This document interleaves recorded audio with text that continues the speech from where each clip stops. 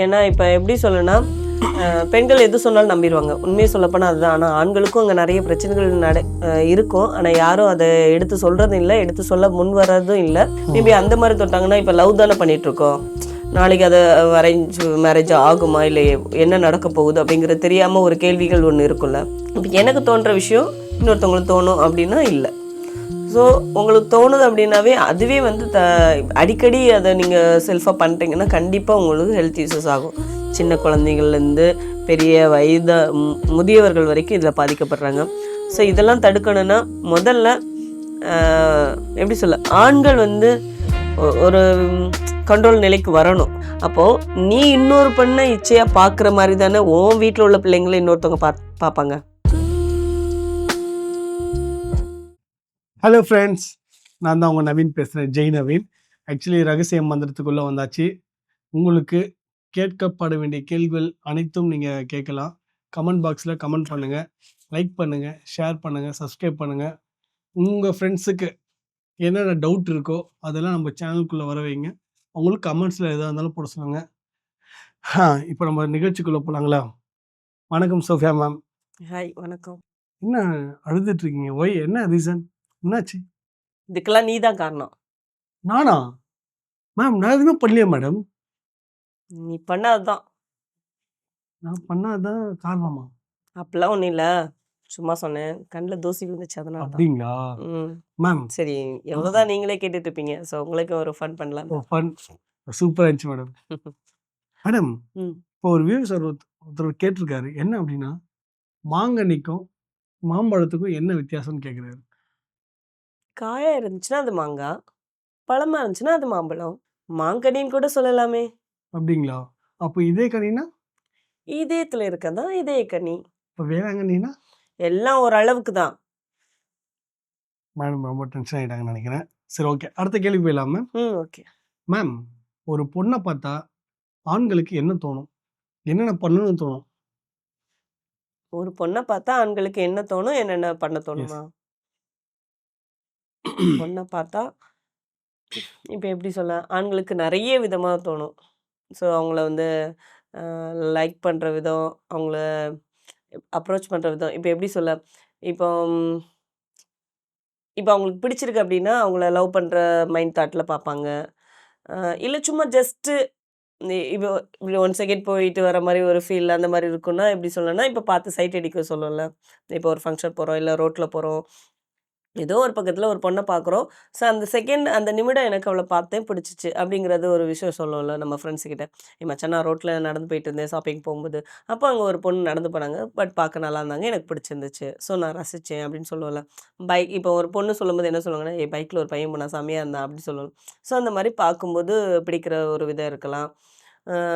இல்லை ஒருத்தவங்கள கண்டினியூட்டியாக இப்போ நம்ம வந்து ஸ்கூல் காலேஜ் இப்படி போகும்போது, இல்லை நமக்கு வேலை பார்க்குற இடத்துல அந்த மாதிரி கூட ஒருத்தவங்கள பார்க்க பார்க்க அவங்கள பிடிக்கும், அந்த மாதிரி கூட சொல்லலாம். ஸோ லவ்வர்ஸ் அவங்களாம் வந்து எப்படி சொல்ல, இப்போ லவ் பண்ண ஆரம்பிச்சிருப்பாங்க, ஸ்டார்டிங்கில் ஒழுங்காக அவங்கள பிடிக்காது, பட் ஆனாலும் பழக பழக அவங்களுடைய நல்ல பழக்க வழக்கங்கள், இல்லை உங்களை கேரிங்காக பார்த்துக்கிற விஷயம், இந்த மாதிரி கூட அவங்களுக்கு அதிகமாக பிடிக்க ஆரம்பிக்கும். Super madam. மேடம், அதுல காமம்ன்ற ஒரு வார்த்தை எதுவுமே இல்லையா? இருக்கலாம். இருக்கலாம், இல்லைன்னுலாம் சொல்ல முடியாதுல்ல. ஒரு சில பிடிக்கிற பிடிக்கும் அப்படிங்கிற வார்த்தையில வந்து எல்லாமே பொருந்தும் தான். பட் எடுத்தோன்னே எல்லாருமே வந்து அது காமமா பார்க்காதீங்கன்னு தான் என்னோட கருத்தா நான் சொல்லுவேன். அன்பா கொண்டு போங்க. பட் ஃபைனல் ஒரு ஸ்டேஜ் வரும்போது அது காமமா மாறும்போது தப்பில்ல. பட் எடுத்தோனே ஒரு விஷயத்த வந்து நான் எதுவுமே எதிர்பார்க்க மாட்டேன், எடுத்தோனே எனக்கு இந்த விஷயத்துல வந்து காமம் தான் அப்படிங்கிறத மைண்ட் செட்டை மாற்றிக்கிட்டிங்கனாவே வந்து லைஃப் நல்லா போகும். சோஃபியா மேம், இது உங்ககிட்ட தான் கேட்க வேண்டிய கேள்வியா?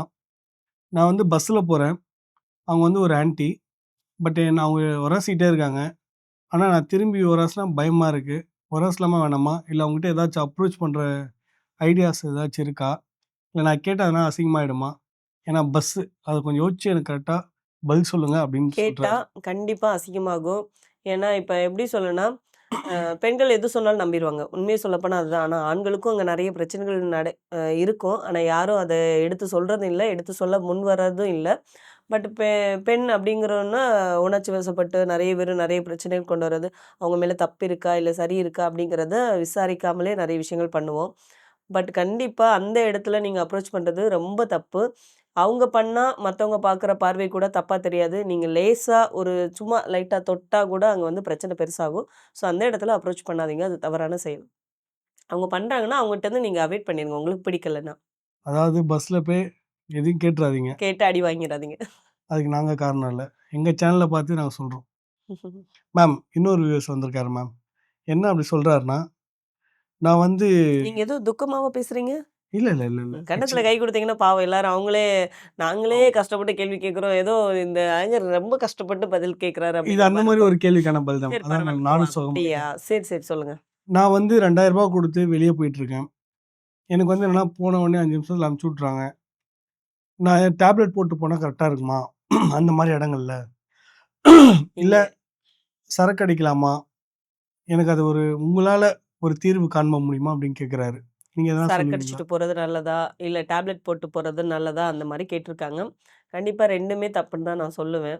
ஸோ சரக்கு அடிச்சுட்டு பண்ணும்போது, உங்க ஹெல்த்துக்கும் வந்து அது வந்து ப்ராப்ளம் தான். ஸோ டேப்லெட்டும் எல்லா டேப்லெட்டும் வந்து கரெக்ட்டான டேப்லெட்டா அப்படிங்கிறது நமக்கு தெரியாது. நம்ம வந்து பெருசா இதுக்காக போய் டாக்டர கன்சல்டேஷன் பண்ணி நம்ம வாங்கிட்டு இருக்கோமாங்கிறது தெரியாது. யாரோ ஒருத்தவங்க சொன்னாங்க, மச்சான் அவன் சொன்னான், இவன் சொன்னான் இந்த மாரிலாம் தான் சொல்லி தான் வந்து டேப்லெட் வாங்கி போட்டுக்கிறோம். இந்த டேப்லெட் செக்சுவல் டேப்லெட்டு.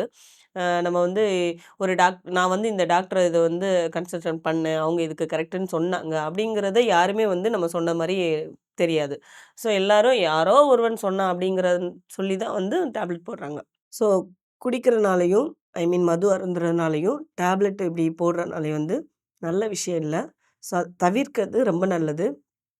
காசு குடுக்குறதுக்காக போய் அங்க போய் அவங்கள கஷ்டப்படுத்தணும் அப்படின்லாம் கண்டிப்பா நினைக்காதீங்க. ஹேப்பிக்காக போங்க. இப்போ இந்த விஷயம் எனக்கு பிடிச்சிருக்கு. நான் ஒரு ஹாப்பினஸ்க்காக போறேன் அப்படிங்கிறது ஓகே.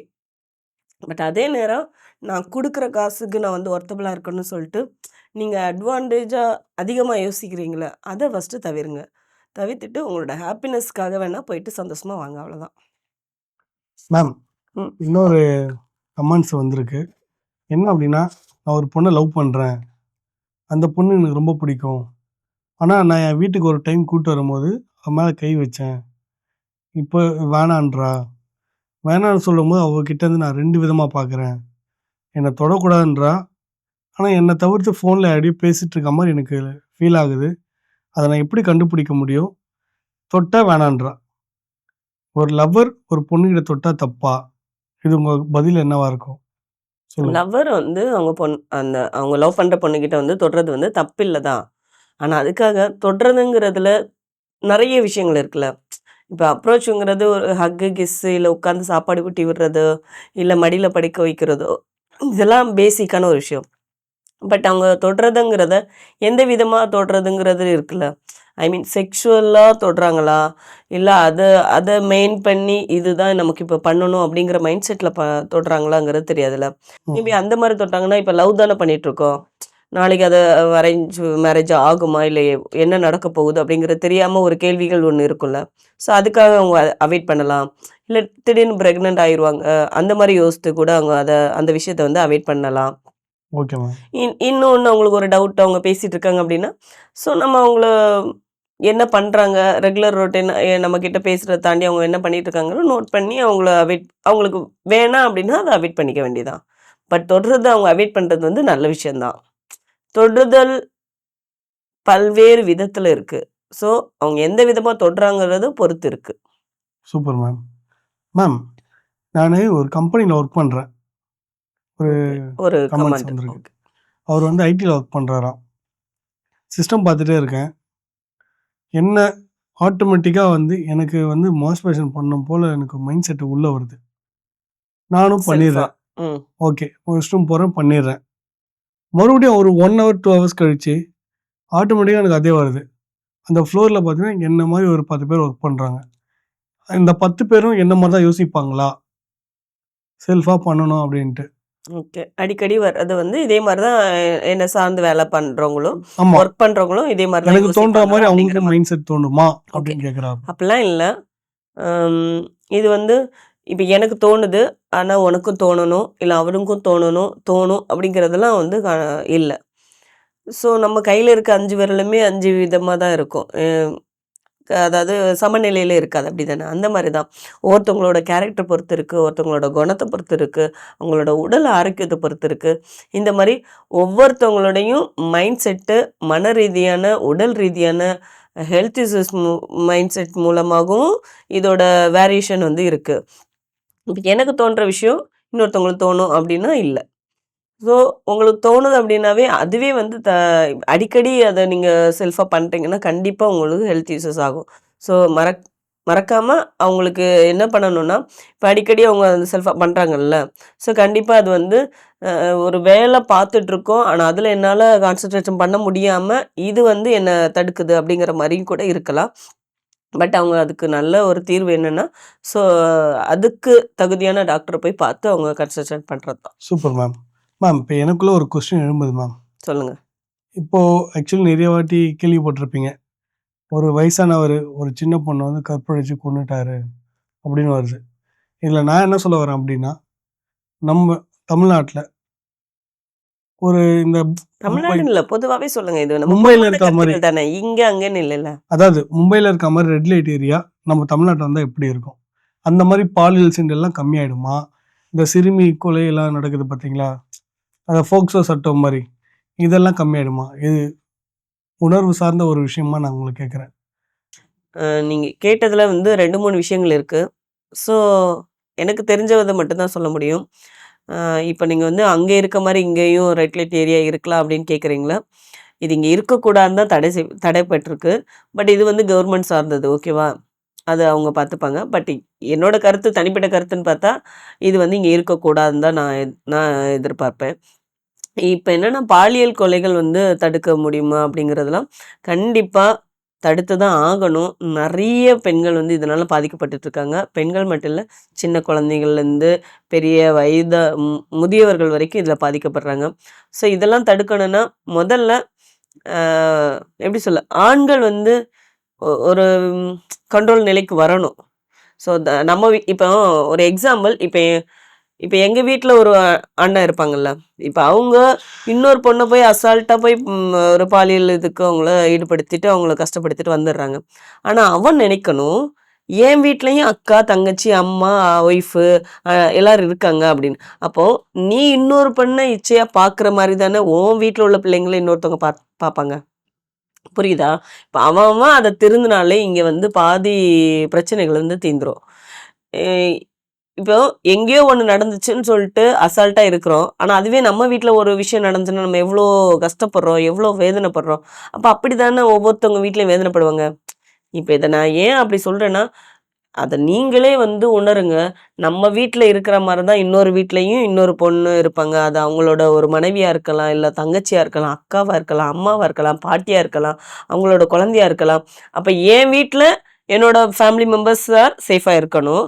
பட் அடுத்தவங்க வீட்ல யார் வேணாலும், எப்படி வேணாலும் கெட்டு போலாம் அப்படி நினைக்கிறனால தானே, நீ இன்னைக்கு நினைக்கிறது தான் நாளைக்கு உன்னோட வீட்லயும் நடக்கும். Okay ma'am. ரொம்ப நன்றி. கேட்ட கேள்விக்கு எல்லாத்துக்கும் பதில் கரெக்டாக சொல்லிட்டீங்க.